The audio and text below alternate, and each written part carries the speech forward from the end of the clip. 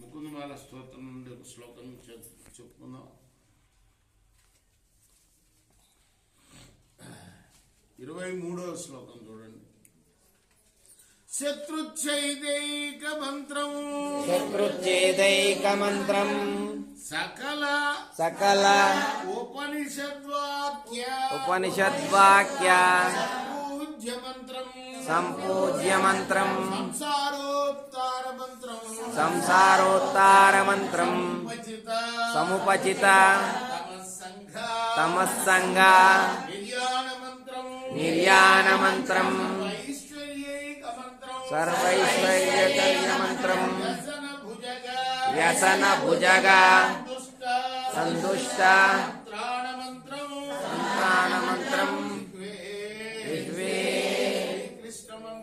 శ్రీకృష్ణ మంత్రం జప తప సతతం జన్మ సాఫల్య మంత్రం. శత్రువుల్ని నాశనం చేసే ఏకైక మంత్రం సకల ఉపనిషత్తుల చేత, ఉపనిషత్తులో ఉండే మాటల చేత పొగడబడే మంత్రం, పూజింపబడే మంత్రం.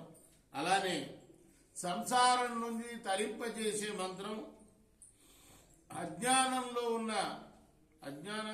ఉన్న మా యొక్క తమస్సుని నశింపజేసే మంత్రం, సకల ఐశ్వర్యాల్ని కూడా ప్రసాదించే మంత్రం, దుర్వ్యసనాలని వెంటనే నశింపజేసే మంత్రం, జన్మకు సాఫల్యతను కలిగించే మంత్రం. మానవ జన్మ సాఫల్యత ఏంటి? మోక్షాన్ని పొందాలనే కోరికే. ముముక్షువులుగా మారటమే మానవ జన్మ సాఫల్యత. కాబట్టి దాన్ని పొందే మంత్రం కృష్ణ మంత్రము. ఓ నాలుకా, నువ్వు ఆ కృష్ణ మంత్రాన్ని ఎల్లప్పుడూ పలకవే అని ఈ శ్లోకానికి అర్థం. అండాల్ తిరువడిగలే కులశేఖర్ మహారాజ్కి జయ. ఇప్పుడు మనం